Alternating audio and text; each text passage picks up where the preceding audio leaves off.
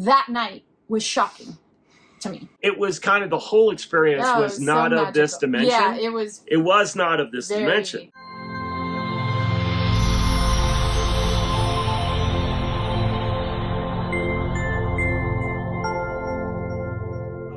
Wow. So we made it. We're back here in Taos, New Mexico. And let me tell you, the journey was not easy. It was fantastic. Murphy's going to fuck this all up. Oh my gosh, Murphy, you little son. Leave it in. Leave it in. Leave it in. We'll use it. We'll use it. Also, Robert Plant. Also in Presence album, I believe.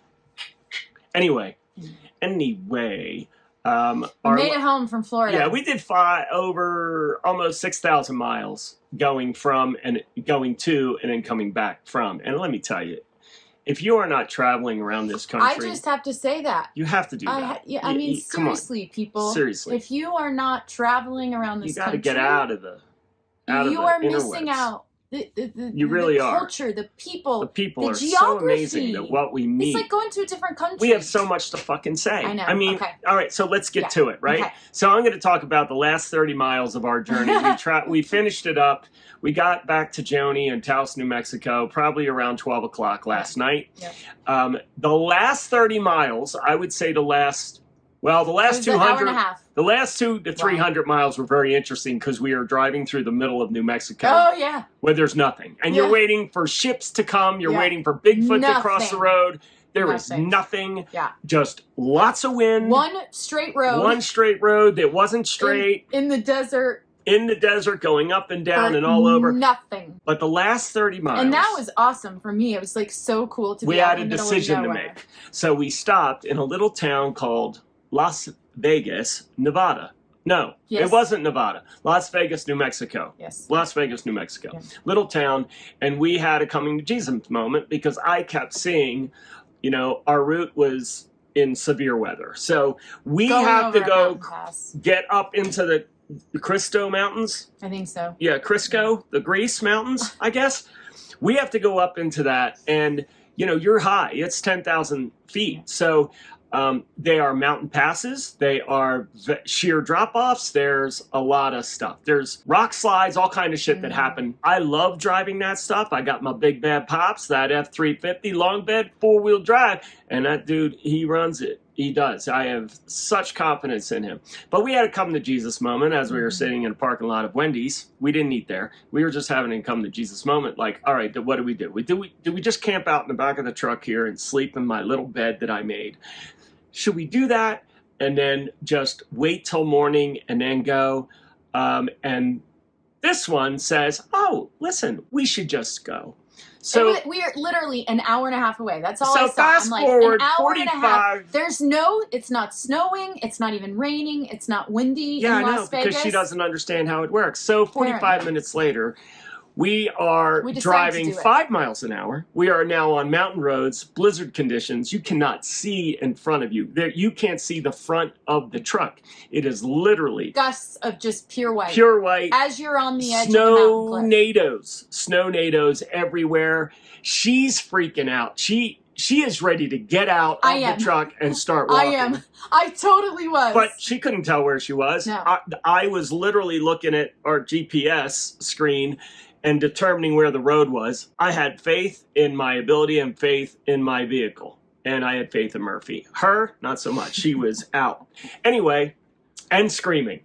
I was not screaming. Her face was planted to the... Oh, and the best part. Planted to the passenger side window. Don't talk to me. Don't talk to me. I think we need to turn around. Where the fuck am I going to turn around? We're on a tiny mountain pass. I can't turn around. My truck's 300 feet long.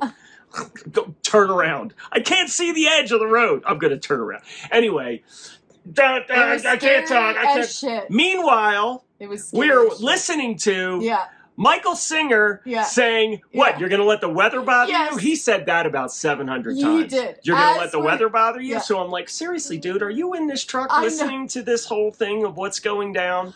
God. Murphy, super calm because he knew his daddy had it. Anyway, here we are. We made it. It took us probably 2 hours longer than it needed to, but we made it. We trusted We breathe. Yeah. And then, you know what I did? I really saw the beauty in everything that was happening. It was gusts of wind, probably 60, 70 miles an hour.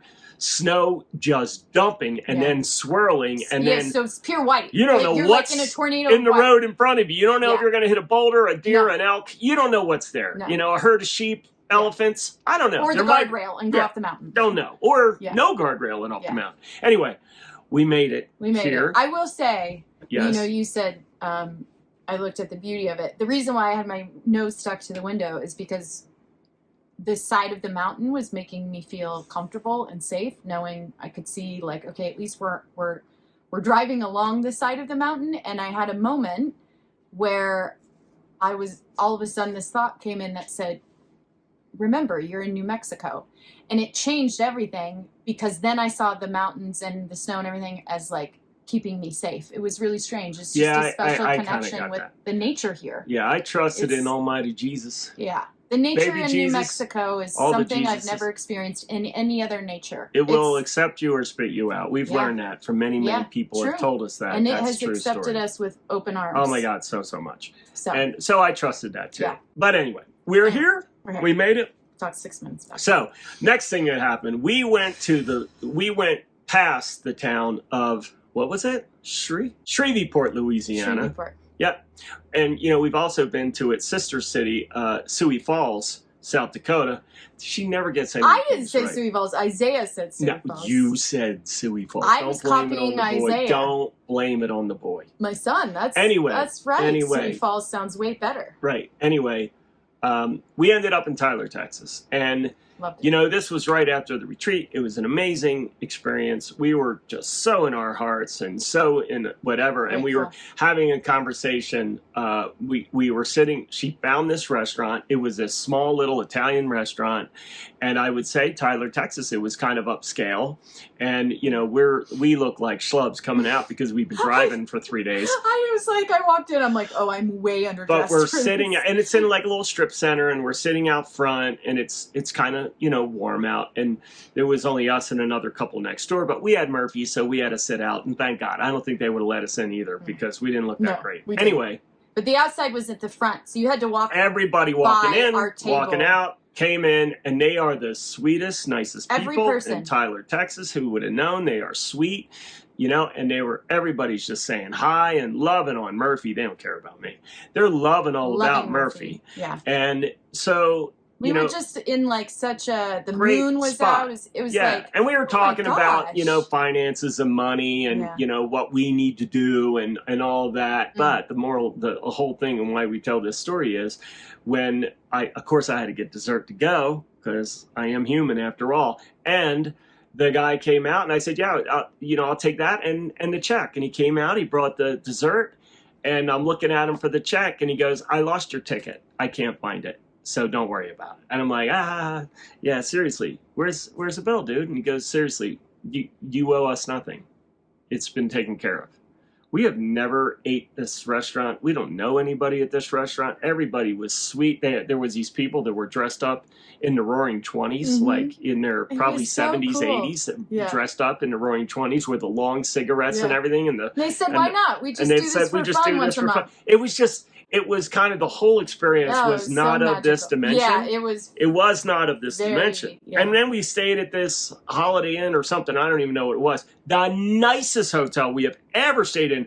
Unbelievable. Like a suite for like the cheapest, the place that we ever stayed on our road trip here. It was insane. I was literally walking away from that restaurant with tears in my eyes thinking, oh my God, it has us. It's got us. Yeah. It's got us. Yeah. That's what it's about. Keep going forward, because it is not easy putting on these retreats. The time that she spends doing this is so much time and so much. It can be frustrating dealing with the retreat centers and trying to get everything done. And we're paying for it before we even see anybody come in, because we have to secure it, right? What we put out was paid for, thank God, because you're looking at gambling, $10,000, $15,000 that we have to put out of pocket. Hopefully we're throwing this massive party. Hopefully people are going to show up. Those people showed up. Yeah. And man, when I tell you they showed up, Let's start from the beginning. We started backwards. Now let's start from the beginning. We're going to do the flip-floppy. Yeah, we're going to flip, because I just want to say what we've realized. This is our second Ketamine Assisted Breathwork Retreat, but our 7th just general retreat workshop we've put on. And it with these ketamine retreats, I've noticed they take on an energy of their own. They do. Like each one has taken on its Out own of our energy. hands. Totally out of our hands. And this one was men. We had 5 men there from the Northeast men. Which was so shocking to both of us. And many of them signed up at the end. We were like, wow, this was unexpected. So we were almost half women, half male. Almost. So that was the first thing. The second thing, as the energy grew around this, and then I'll hand it over to you, was we had a couple that was going to come to the retreat, and then they decided, they asked if we could actually do a private retreat for them in their home before going to our retreat. And we said, sure, we would love to do this. This is actually what we kind of wanted to do too. So it worked out perfectly. We're on day 2 at their house, at their journey. Something happens, and Scott says to the woman, you need to come to our retreat. Like, it's you. You the famous word. It's you. You're the problem, right? And I say that in the most loving and accepting way. At first, I'm like, big for us whoa, to wait know a minute. The retreat is tomorrow. She's like, what? To Taos? I'm like, no. I don't know about logistics, rooms. I'm like, we'll figure it out. I'll sleep outside.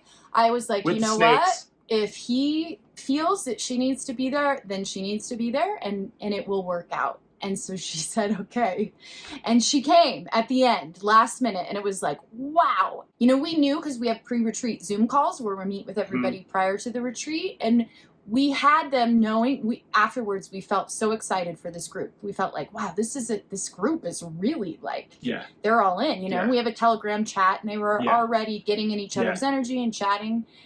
And that the first night we have dinner, and then we join, meet as a group, and we talk about intentions and blah, blah, blah. And we went to bed that night, and both of us were like, this group is like all in. I mean, the vulnerability that night was shocking to me. We've done lots of retreats, and not to say every retreat and workshop we've done has been so special and amazing, and all the people have been so special and amazing. This was just a different energy than I had experienced before. Yeah. And I'll be honest, I don't think I have ever been the one who cried the most at one of our retreats, and me you and Bobby, one of the other participants, who could pull a train with his teeth. He's monstrous man, and the most heart-centered person. Oh, God. I mean, but him and I, probably cried the most during this retreat. But it was, again, very, very amazing experience with everybody just bringing it. They were just all in and saying, I'm done. I'm tired of the whatever trauma that they had, because ultimately that's what it is. It's understanding why we need to release that trauma, because we never did. So if your teacher yelled at you when you were 5 years old in school, you still have that trauma inside, and it just festers, and it brings more of that same type of feeling to you. If it's fear, that's the genesis of that fear. So meditation, that's the first go-to, and see if that can help release it. Sometimes it does for some people. Then if that doesn't do it, then we go to breath work, and, different types of breath work. When that doesn't work, our next in line is ketamine. And ketamine is used in the meditative process, just like we would with a breath work. Just watching everybody kind of go into it, and the trust of it, and the fear, everybody's scared because they're doing something totally new. They don't know what's going to happen to them. Are they going to lose control? If they do, how long will they lose control? Are they going to be totally in fear? How long will that fear last? When they did experience it, again, when I see people come out of it, mostly every single person that we have had in front of us do this comes out of it with, oh my God, I never knew. Oh my God, everybody needs to experience this. Well, I kind of felt something. I'm not sure, because we kind of do that by design. We start at a lower dose and then we ramp up so people aren't afraid of the medicine, right? So, and I have to say this, Em and I have had a lot of experiences going through this journey ourselves, to release a lot of ourselves, a lot of our identity, and to really let go. And I have to say, we've done really well with that, because we're not afraid. We have each other, and, we have our English brother, that we've done this journey with, and in our groups, and we've learned to be stewards of the work. To if I want you to do this, I better have done it. Right. And it was the same thing with the ketamine. If I'm going to put this in front of somebody, I better know what this is. So we've been very, very lucky to be able to do that. But I have to say, our physicians, I don't even like calling them physicians, honestly. The trust that I have in them, it's so crazy, because even Luna, who has been with us for, I don't know, 4 or 5 years, whatever, trust her because I know her heart. And I trust her 100%. There's not even a question. And then Leah is new to us, and we did our first retreat with her. And I worked hard with that one, because it's like, I need to be able to trust her. I don't give that trust easily when other people's, lives are in my hands, in her hands, in our hands. This one, wow, did she gain my trust? I mean, wow. She is a shaman of this medicine. She is. She knows. For and, sure. And the people that she guided through with their dosage and talking about the medicine had unbelievable experience. Fundamentally changed them in that 1 hour. And in the most beautiful, most loving way. We could go on and on and on with everybody's experience of it. Couldn't but do we it without could those two. Wouldn't want to do I feel, it without them. I was telling him on our way home, it's like, I feel so blessed, grateful, whatever, that they want to do this with us. With us. They are just amazing. I think it could people. be Murphy. Honestly, I think they just like Murphy that much. So here's the other thing that surprised me about this retreat. Well, a couple things actually that shocked me and surprised me. Number one, we had people of all different kinds of backgrounds. Oh my God. All different kinds of different countries places in their life, different countries. I mean, come on. Different Stefan states. From Scotland came. We had a gentleman that came with his wife that didn't really know any of this work, but his intention was to come and understand more. He was, even though he didn't even do the ketamine. And he didn't do the ketamine, but he did every single one of the breath works. Yes. And not just did he do them, he went all in on them. He did all the exercises, activities with us. I mean, but he came there to support his wife. Yeah. He came there to support his wife so he could understand more. Yes. And I think that's exactly what he got. So people from all different walks of life, people from different levels. Age brackets. Monetary brackets. Different levels of understanding. Different levels of understanding. Huge. Consciousness, different levels of understanding. We had 5 or 6 or 7 people that had never done any work with us before. They had never done any of our courses. They had didn't know our stories, didn't know any of it. Some of them had never even done breath work before. Yeah. Which was so cool. And they're so that shooting was off left surprising. and right. That was the other thing was, many of them said the ketamine was amazing. The breath work was like, holy shit. And I will say the first day, we do a pretty intense breath work. And Bobby, our New Yorker, that is just this, if you saw him walking down the street, you'd be like, holy shit. Don't get near scared. him. Yeah. Yeah, I'm a little nervous with about the that, biggest heart. And he had never done breathwork meditation. And the first 5 minutes, whoop, he shot out. Body. What the hell just happened to me? Full on Kundalini, because again, not knowing. And listen, that was my story. I didn't know any of that shit either. Yeah. And that was, I didn't have any resistance to it because I didn't know. Yeah. I didn't know I was getting on a roller coaster. Yeah. No clue. But oh my God. And to watch him and to be there for him to release trauma, right? Because I think all of us, that was, and again, if you are a human being, you have trauma. You just do. Yeah. You just do. Yeah. I don't care, again, if it's you had, your partner die, your spouse die, you had, a child that died, you've suffered, a tragedy or a physical health issue or a mental health issue or an emotional health issue. I don't care what it is. I promise you, you have trauma in your life. And what we have learned even more in our 3-day drive home, listening to this book, which is a fascinating story of how we need to release that trauma from our bodies. Yeah. And we do that by shaking. That is it. So, watching people release in that and going all in and going for each other, fighting for each other. If he can do it, I can do it. If he can do it, I can do it, right? And to just watch the openness and the love that was around that room and the tables, dinner and everybody. I said, you will go home knowing these complete strangers better than anyone has known them, because they are seeing inside of you where we shut that off from the outside. When we're in our environment, we're afraid to show that to people. These guys were fucking rock stars.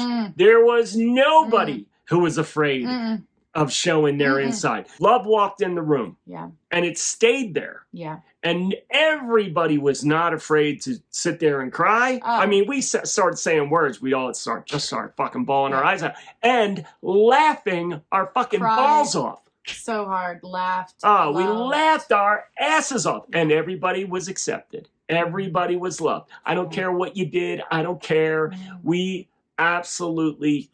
everyone there accepted each other. I mean, like Bonnie was like, that is the hardest I have laughed and so hard. We had a good time. We our last night, we celebrate, play games. And yes, we have a lot of fun. And because you have to have fun. But we filleted ourselves open, Scott and I included. Yes. I think part of it was... Most I cried at one of our retreats. I felt like I was just a contestant That's there, what I was going to say. I think the difference for Scott and I, at least for me for sure, is, when you become a coach or a guide or whatever, you have to, it's such a process, and you sort of have to create this wall between you and your clients, between you and the people you're working with. Energetic wall. Yeah, like an energetic wall. And then if that's not kept in balance, then you gain a spiritual ego, and then you totally cut yourself off from them.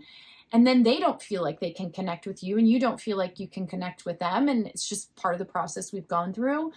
And because of all the internal work him and I have done, and knowing that these retreats we're so passionate about, and this is what we want to do, I think we were both there totally 100% willing to be vulnerable ourselves. And even though we're guiding it and mentoring, most of that is just sharing from our own experiences. We're guiding and mentoring just from our own experiences. And from our own pain. From our own pain, and being willing to just be fucking real and open about that to them. And that's the last thing I'll say, is that the love and bond that these 13 people created within that is like, I just haven't seen that in any of the workshops we've done. I haven't seen that level of connection and oneness and openness. And even now, I'll say today, since the retreat, really, they're, still in the Telegram chat, just sharing and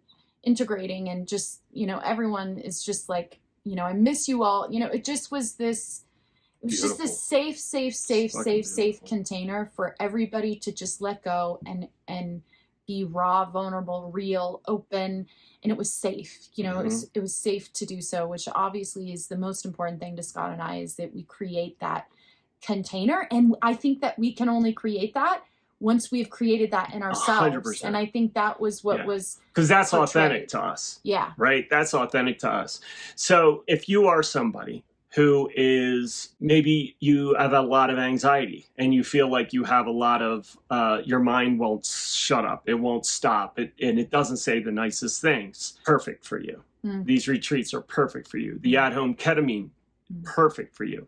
If you are, because that's who came to the retreat.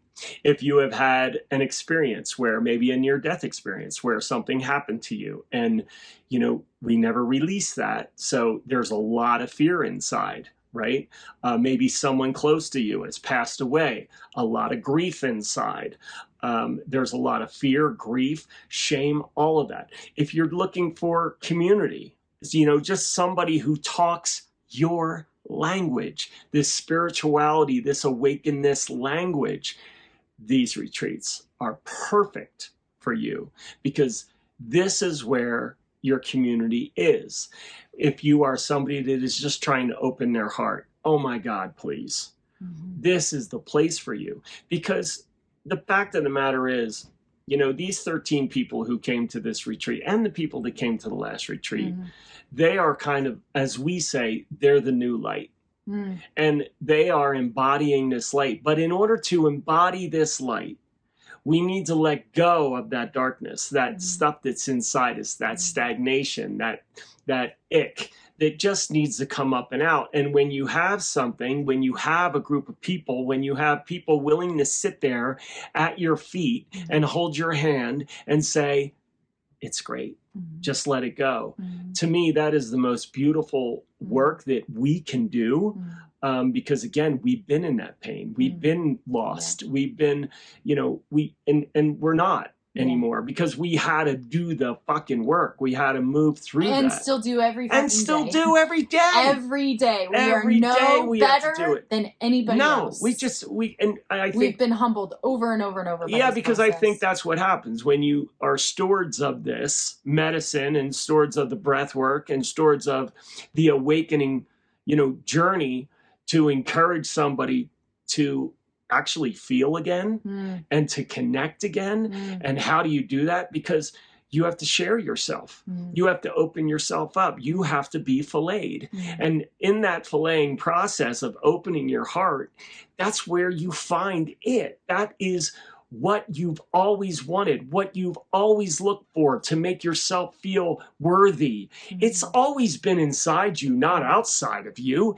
And it doesn't matter. Like, the people that came to this were of such vast differences, monetary and religious and all that. None of that mattered.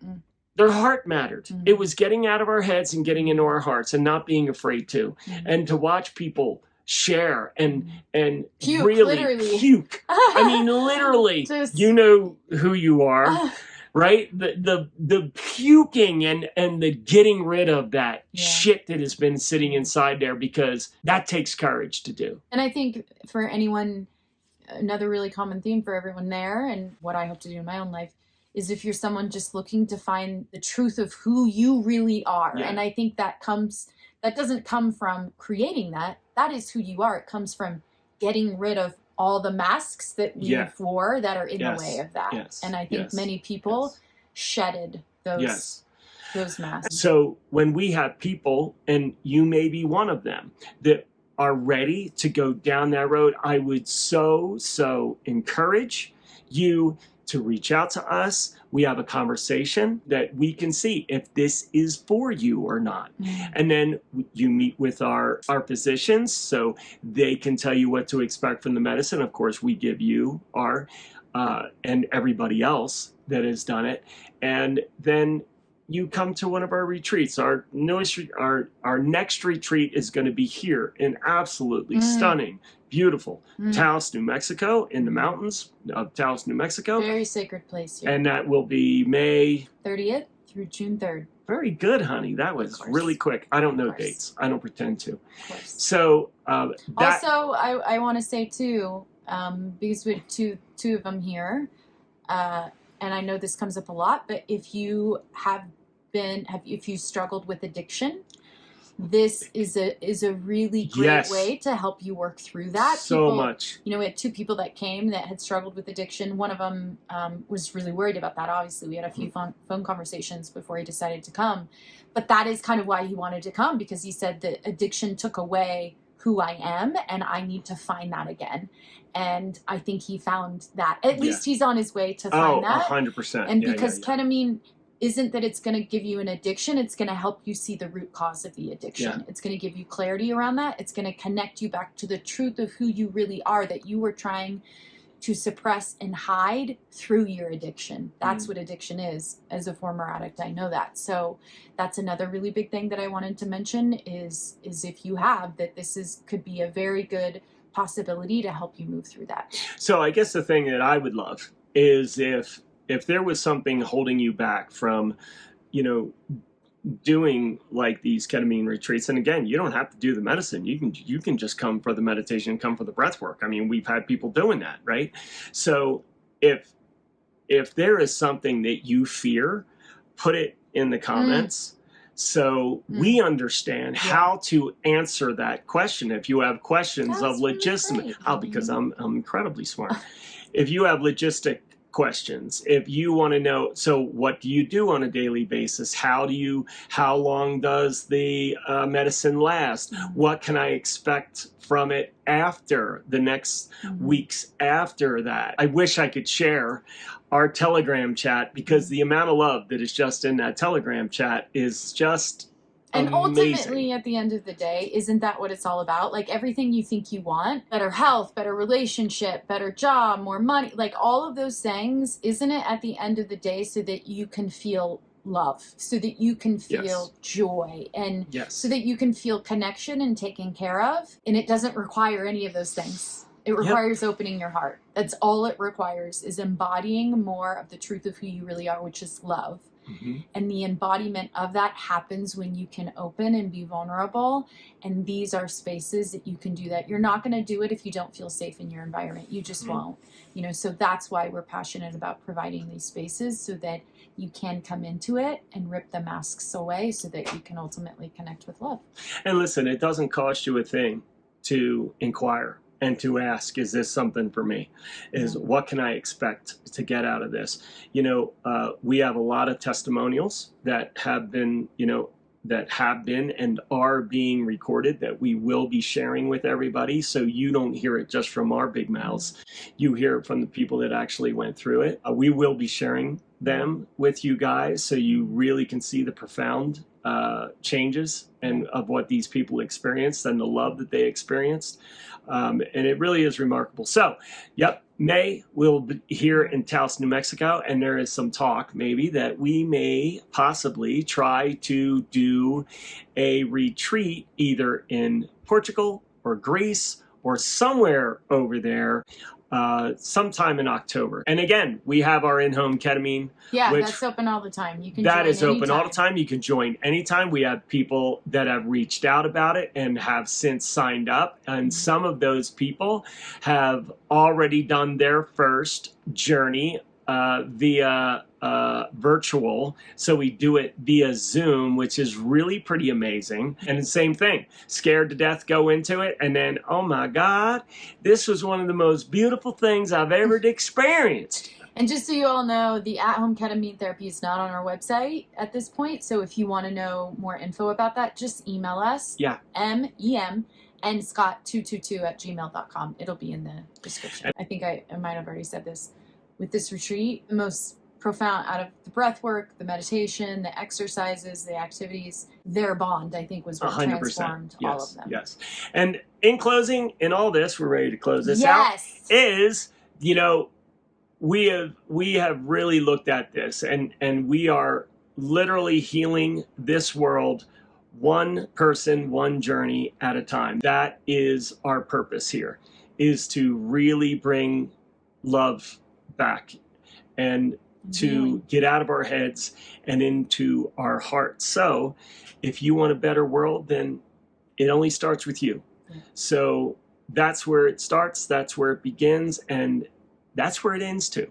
So that's it, right? Yes? Thank you all for listening this far. It's been a long one. It's 40 minutes. I know, but we had so much to say about this. Yeah, we had a lot to say. It's just such an incredible time for us. And so put in the comments below if you any reason why you wouldn't do it, why you would do it, the horror stories that you've heard about it, all, or the good things that you've heard about it, because more and more and more as this gets out into the world, it is going to heal us. I really do believe that in a most gentle, most beautiful, open way. And listen, we've all been on Zoom is great. The weekly meetings are great, part of the process, and we need to come together in person. 100%. We've been far too separated for too long. Yes, so. It's time to come back together. So love you all. That's it. We're done with you now. See you next week. Goodbye.